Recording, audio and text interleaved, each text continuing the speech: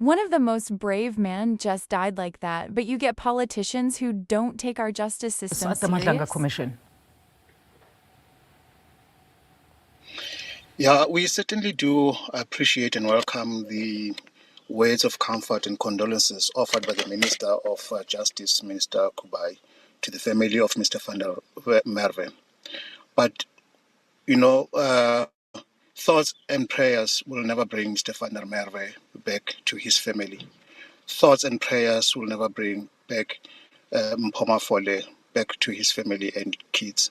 Thoughts and prayers will never resurrect Babita Diokaram and bring her back to her family. Thoughts and prayers will never bring all those whistleblowers who've been unnecessarily killed only because of government's ineptitude as well as lack of commitment and actually making sure that witnesses and whistleblowers are protected. This is not the first time, this is not the last time. In the past 9 years, just looking at municipal workers or officials themselves, over 145 have been killed. I'm talking about in the municipal space only. You look at it in the broader society, how many witnesses have perished simply because government has been unable to provide them the kind of minimum safety that is required.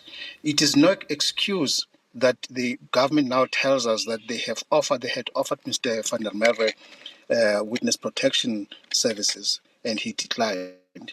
The question is, how much did they really weigh in or implore on him to consider taking it up and making sure that whatever impediments and inconveniences that may come with being put on a witness protection are mitigated? For example, if, as they say, that Mr. Van der Merwe said he did not accept the whistleblower to be put in witness protection program was because he runs a business. Government must think, yes, people have got a livelihood to do, they've got a livelihood to make, including those whom they want to put on witness protection. The question is, how are you going to mitigate the hardship that is now going to be visited upon them and their families purely because they offer themselves to be on witness protection to help save our democracy?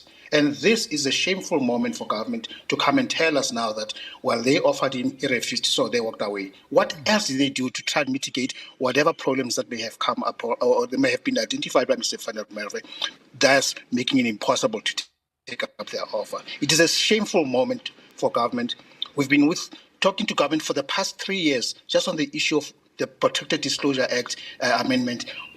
How many more whistleblowers, how many more witnesses must perish before government makes up its minds and make sure that it acts? And in any event, witness protection bill or an act, a Protected Disclosure Act, whatever it might be called when it's finally implemented, will never stop the kind of corruption, the kind of impediments that make it difficult for people to enter witness protection program, including the fact that, as we now know, the corruption within the system. You can come with the most beautiful act or bill out there, but for as long as you've got elements within the police, you've got elements within the witness protection program itself who are complicit with criminals, no bill, no act will stop that. It is time government start acting now and look into the mirror and stop scapegoating, as they are now doing, scapegoating the media, which is shameful because the media is there to inform us as the public, to make informed decisions, to make sure that we help support this democracy and make it work.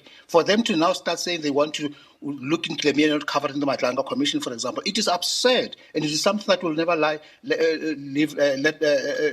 pass, because we believe that the media has got the right to inform the public, as the public have got the right, of course, within the necessary protections for those affected. And therefore, any effort to try and muzzle the media will be frowned upon and must be frowned upon by the society in general. Tebogo, I'm so glad that you actually covered most of these points that we actually did receive as a matter of response by officials within government. In fact, the president there saying that a government will redouble their efforts. But just as you're saying, I mean, it has led to multiple lives being lost, and government has been promising to put these measures in place. They're now talking about the Madlanga Commission having to review testimony procedures. How will this then affect the whole and totality of the proceedings at the Madlanga Commission? Because I suppose, Tebogo, as you rightly put it so, this is going to discourage some witnesses coming forward and actually testifying before even the ad hoc committee,